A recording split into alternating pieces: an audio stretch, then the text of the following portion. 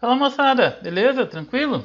Eu estou aqui para mais uma gravação de explicação dos slides que nós vimos em sala de aula hoje, né? Que nós trabalhamos, né? Então vai ser uma gravação bem simples, vou só explicar os slides que foram trabalhados em sala de aula. E essa é a terceira parte do nosso conteúdo de industrialização brasileira. Então a primeira parte foi os antecedentes relacionados à industrialização brasileira, o Brasil do século XIX até a década de 1930, né? Até o início da Era Vargas. Depois nós tivemos um vídeo aí falando da Era Vargas, como foi o governo de Vargas. Essa aula de hoje, que vai ser específico sobre o governo de JK, Juscelino Kubitschek, vai ter uma aula sobre os governos que antecederam aí o período da ditadura militar, Jânio Quadros e Jango, né? João Goulart, uma aula sobre a ditadura militar, todas, e sobre a nova república, né, pessoal? Mas assim, todas as aulas voltadas para o enfoque da industrialização. É uma aula de geografia, não de história, tá, pessoal?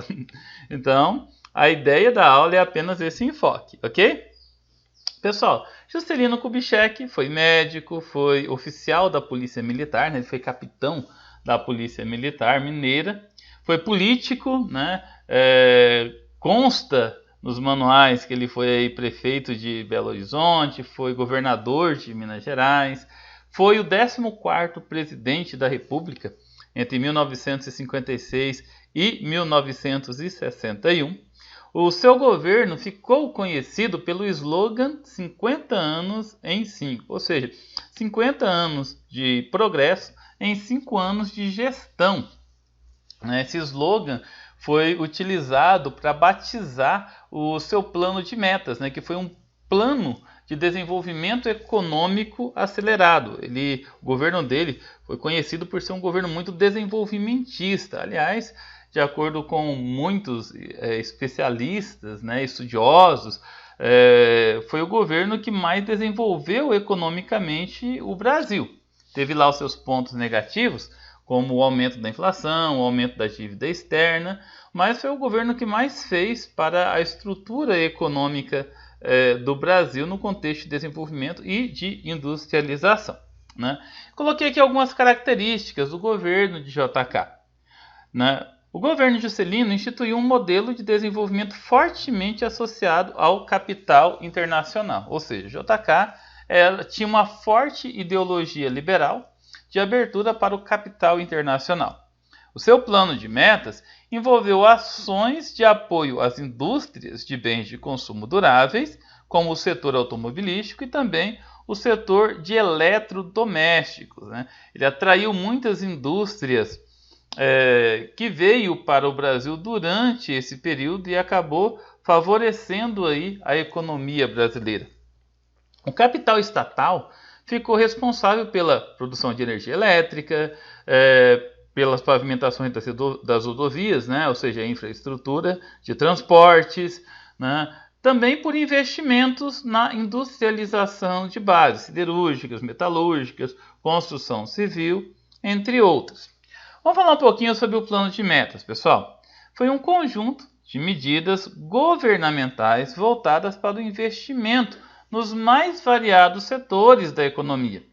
Ele investiu muito na parte social, como saúde, educação. Investiu muito também, pessoal, na parte econômica, como a construção civil, mineração. Aquilo que nós chamamos de economia de base, que serve para movimentar a economia brasileira. A ideia dele era tornar o Brasil competitivo internacionalmente, um país forte e atraente para investimentos estrangeiros. E o investimento em rodovias, ou o rodoviarismo, foi um dos principais atrativos, né, no contexto de investimento. O governo de JK aumentou muito a infraestrutura viária brasileira, porque ele deu destaque para o modelo rodoviário. A ideia desse rodoviarismo era integrar de uma maneira mais consolidada as várias regiões brasileiras, ou seja, desde o centro-oeste, norte, aquela parte mais do sertão nordestino, na verdade, até a parte litorânea brasileira, que era a parte mais desenvolvida, né? Economicamente, industrialmente. A ideia era atenuar o arquipélago econômico, né? Apesar que ele atraiu muitos investimentos para a região sudeste, que acabou se desenvolvendo ainda mais, né? Isso contribuiu para que as desigualdades acabassem aumentando, mas a ideia, né, do projeto do governo era diminuir a questão das desigualdades regionais, não é verdade? E durante o governo de JK, pessoal, o êxodo rural foi muito intensificado, principalmente para o eixo Rio-São Paulo, para a região sudeste, né? Essa imagem mostra aí a foto do presidente no caminhão da Rodobras. Ele era conhecido como presidente furacão porque ele acompanhava de perto as grandes obras brasileiras, né? Ele aqui indo visitar a construção, né, da Transamazônica, da rodovia Belém-Brasília. Bom, pessoal, as estratégias do governo. Olha só, para tentar resolver o problema das desigualdades regionais, o governo lançou mão de um programa de criação de superintendências. Pois é, ele criou várias superintendências para várias regiões diferentes do Brasil, com a intenção de equiparar os níveis socioeconômicos. Por exemplo, a SUDENE para o desenvolvimento do Nordeste, a SUDECO para o desenvolvimento do Centro-Oeste, a SUDESUL, a CODEVAST do Vale do São Francisco. Muitas delas foram extintas ou substituídas, né, por agências próprias de desenvolvimento, como por exemplo, em 1966, durante o governo de Castelo Branco, foi criada a SUDAM, ou a Superintendência para o Desenvolvimento da Amazônia. Já ouviram falar no modelo tripé? Pois é, foi adotado durante o modelo, né, o governo de JK. Ou seja, as três bases de sustentação do governo: o capital nacional estatal, o capital nacional privado, ou seja, os empresários brasileiros investindo na economia, e o capital privado internacional. Vamos ver um pouquinho sobre cada um deles? Então vamos lá, pessoal. O Brasil, a nossa nação, ou seja, ia investir dinheiro, nosso dinheiro do contribuinte, em infraestrutura e indústrias de base de bens de produção.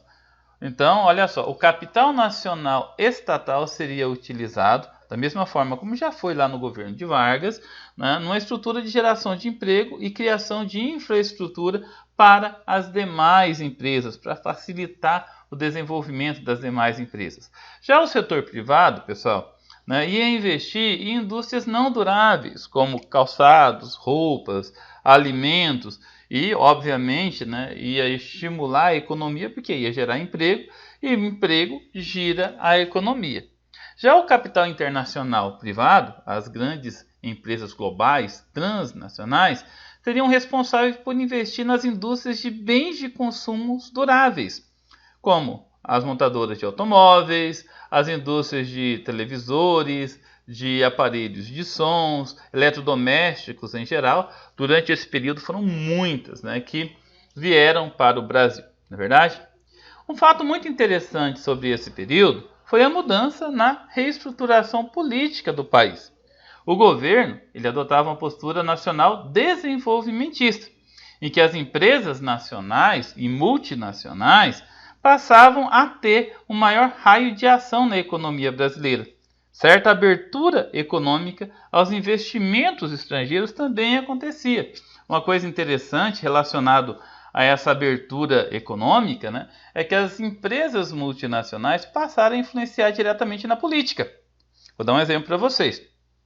Vamos pensar aí uma marca de carro, uma montadora que veio durante esse período, né? Geralmente elas eram alocadas na região sudeste, nas proximidades ali do polo industrial de São Paulo. E eles exigiam do governo, pessoal, para investir aí em condomínios habitacionais, escolas, rodovias, pavimentação, geração de energia elétrica. Ou seja, essas indústrias influenciavam diretamente no governo e na estrutura política do país. Mas, gente, olha só, o governo de JK ele é muito lembrado pela construção de Brasília. É talvez o maior marco. Todo mundo, quando fala em JK, lembra de Brasília, não é verdade? E foi interessante porque Brasília foi construído, né, bem no centro do Brasil, na região do Planalto Central. A ideia era desafogar Rio de Janeiro, que era a capital do Brasil até então, né, e interligar as demais regiões do Brasil.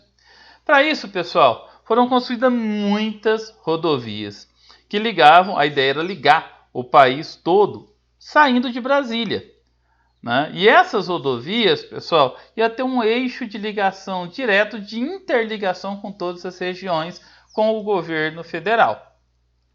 Bom, nessa imagem aqui vocês podem estar vendo aí, né, a construção de Brasília, que foi construída em tempo recorde. Em 4 anos conseguiu construir uma capital tão grande, uma cidade tão grande, com tantas obras. Naquela época não tinha rodovia que chegava até lá, era tudo levado de avião. Foram construídas rodovias para levar aí o tijolos, cimentos, ferros, enfim, né?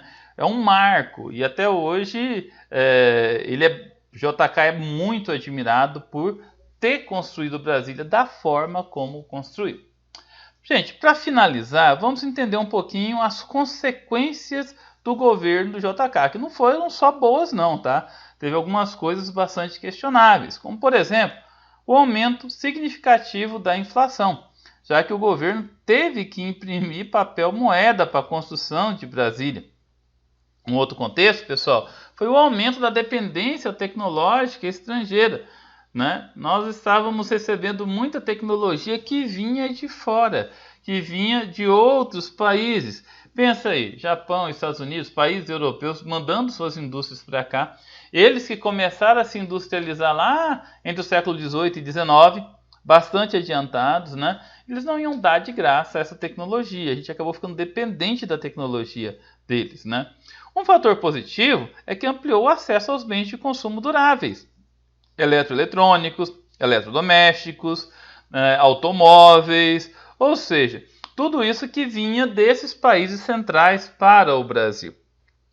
Houve um exponencial aumento da industrialização no Brasil. Isso também foi um ponto positivo. Aliás, o PIB brasileiro durante esse período era bastante atrelado à industrialização. Mas, por outro lado, pessoal, ele levou muitas disparidades regionais, porque o eixo ali, ó, sudeste e parte do sul do Brasil, né? Parte do litoral nordestino tinha muita indústria, mas a parte mais para o interior, como o centro-oeste e a região norte, aquela região mais afastada do litoral nordestino, era muito voltada para o extrativismo, para a agropecuária, né? Ou seja, pessoal, a disparidade era muito grande. A industrialização não chegou em todas as regiões do Brasil, né? Gente, é isso aí. Espero que vocês tenham curtido, tenham entendido bem, né, as explicações dos slides. E eu estou aí à disposição para qualquer dúvida, tá bom? Valeu, gente. Fica com Deus e até a próxima.